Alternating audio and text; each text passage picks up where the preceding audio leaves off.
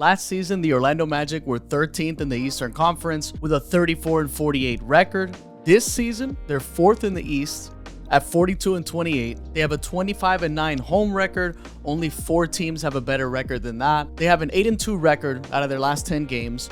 They are on a 5-game win streak, and they're just rolling. These dudes might have home court advantage in the first round of the playoffs, and that's not even what I find the most interesting about this team. They have the 9th highest win percentage in a league where spacing and offense is an absolute necessity, and it's a necessity this team doesn't have yet.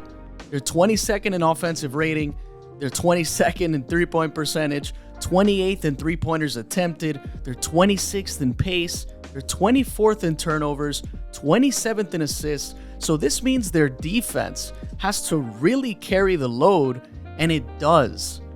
3rd in defense, they're 4th in steals, 12th in blocks, 9th in charges drawn, 8th in deflections. They're 2nd in points off of turnovers, so literally turning defense into offense. They're 2nd in opponent second chance points, and they're 2nd in defensive rebounding percentage. Those are some insane defensive stats, but this is something that I don't hear a lot of people talk about. When it comes to the Orlando Magic, most people really just talk about Paolo or Franz, maybe even a little bit of Jalen Suggs, but what I don't hear enough about when I do hear some conversations about the Orlando Magic is their bench. 4th in points, 3rd in field goal percentage, 1st in free throws attempted, they're 7th in free throw percentage, 4th in rebounds, 6th in assists, 4th in steals, and 2nd in blocks. That's amazing stuff. They've struck gold with Gary Harris, starting in the backcourt with Suggs. That lineup with Franz, Paolo, and Wendell is 13-2 for the season. This team needs floor spacing wherever they can get it, and Gary Harris can provide it while also playing hard. They played the Pelicans last night, which is an example of how great this team can be. They don't necessarily have to keep up with you offensively if they can slow you down.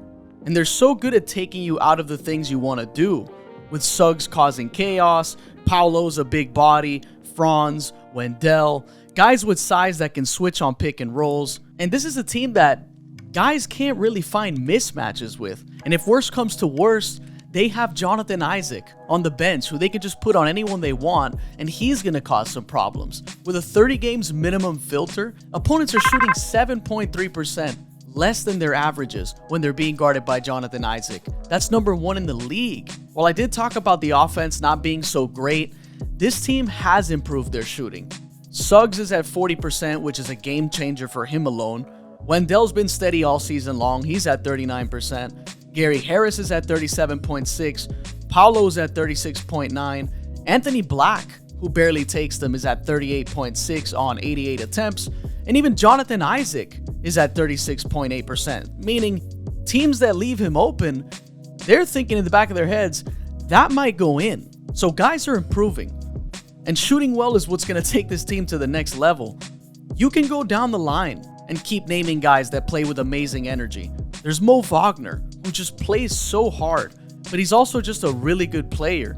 Plays physical, takes open shots, posts you up, embraces contact. He's 21st in points from a player off the bench with a 30 games played minimum. And right above him at 16th in points off the bench is Cole Anthony, who I always felt like would have this kind of role in the NBA. One of the most likable guys in the league, plays with a joy that spreads to the rest of the team, fearless, decent rim pressure when he drives, and then he kicks it out quickly to open teammates as well. And for Paolo to be the leader of this team in year 2, not just a vocal one, but being the best player on the floor at the same time, that's huge. Franz has been struggling to shoot, but if everyone else around him is steady enough, he's going to thrive with his style of play. He's a really good playmaker. He gets downhill. His main game is driving, right? Attacking, finishing. But I think obviously what's lacking in his game is the shooting. And it really makes his game predictable, right? He is relatively predictable when it comes to trying to defend him. You know he's going to put the ball down. At the very least, if he gets stopped in his tracks, he's going to look around for a teammate. But I do think he's going to hit a ceiling until he unlocks the shot. And I'm not asking for elite shooting from Franz Wagner.